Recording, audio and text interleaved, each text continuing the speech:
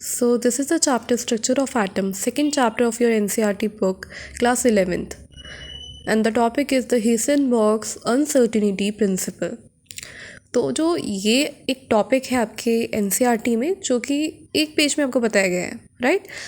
But बहुत बच्चे का मिसकंसेप्शन होता है कि ये जो है ये बस 3 फॉर्मूलेज हैं and this is the whole definition and बस यही है heisenberg अनसर्टिनिटी प्रिंसिपल.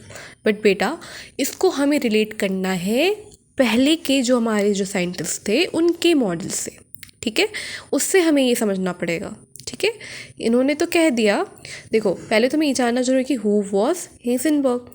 द हेसेनबर्ग जो था उनका पूरा नाम था वर्नर हेसेनबर्ग्स, ओके? एंड उन्होंने जो ये चीज़ दी थी, जो एक चीज़ बताई, उन्होंने एक स्टेटमेंट दिया था कि इट्स इम्पॉसिबल टू फाइंड और determine the exact position and exact momentum और वेलोसिटी ऑफ एन इलेक्ट्रॉन, ठीक है? He was a German physicist. He was not a chemist, okay? Point to be noted. German physicist थे, ठीक है? तो अब क्या हुआ कि इसे हमें किससे रिलेट करना है?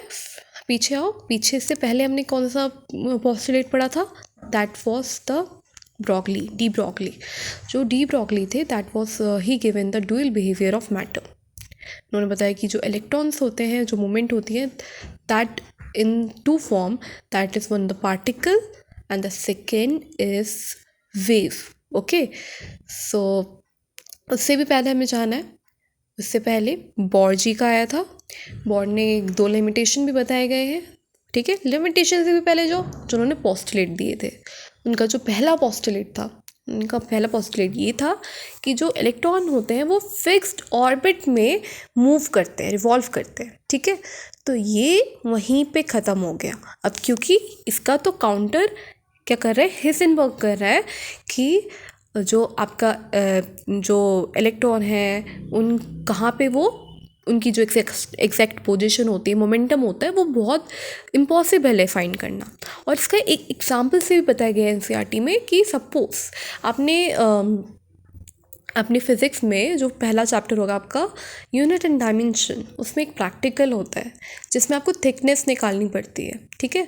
जैसे पेज का एक थिकनेस निकालो, तो उसमें क्या होता है कि आप प्लस माइनस एरर करते हो, राइट?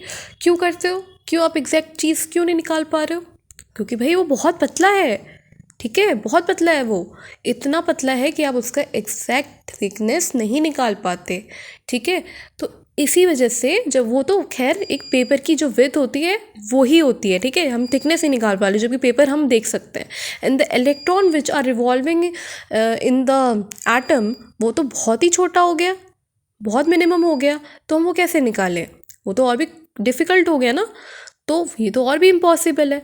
तो हम इस चीज़ से या इस प्रैक्टिकल से भी हम ये आइडिया लगा सकते हैं कि यार it's really very impossible to find the exact position of an electron, right? तो इन्होंने ये चीज़ बताई, ठीक है? उससे पहले जबकि हमारे जो डी ब्रॉगली साहब थे, उन्होंने तो ड्यूअल बिहेवियर के बारे में बात की कि जो ड्यूअल बिहेवियर होता है मैटर का. उसके बाद फिर हमें पता चला हेसेनबर्ग के अनसर्टेनिटी प्रिंसिपल के बारे में. उन्होंने एक this is the statement which is given and I have explain it. उसके बाद हमें ये जो आगे के फॉर्मूले से कैसे उन्होंने ड्राइव करा, क्या लगाया उन्होंने, ये समझना, ठीक है? That is the delta x into delta p x, where delta x is the uncertainty in the position and delta px is the uncertainty in the momentum, okay? And the x here determine that कि जो कि motion है that is in the x origin, okay? x origin में हो रहा है आपका, and it should be greater or equal to the h upon 4 that is the constant, right? फिर क्या कर रहे हैं हम, px जो मेरा मोमेंटम होता है, momentum equal to m into v. m is the mass and v is the velocity, right?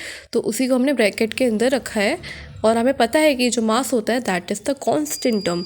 तो जो कांस्टेंट टर्म होता है उसको क्या करते हैं, उसको हम आगे ले जाते हैं, और जो डेल्टा है जो कि चेंज दिखाता है वो अंदर की तरफ रहेगा, जो कि वेलोसिटी का जो डिफरेंस आएगा, नॉट इन द मास. तो जो मास है वो जो h अपॉन 4 है, वो चूँकि यहाँ मल्टीप्लाई में था, यहाँ डिवाइड में चला गया, h अपॉन 4 m हो गया ये.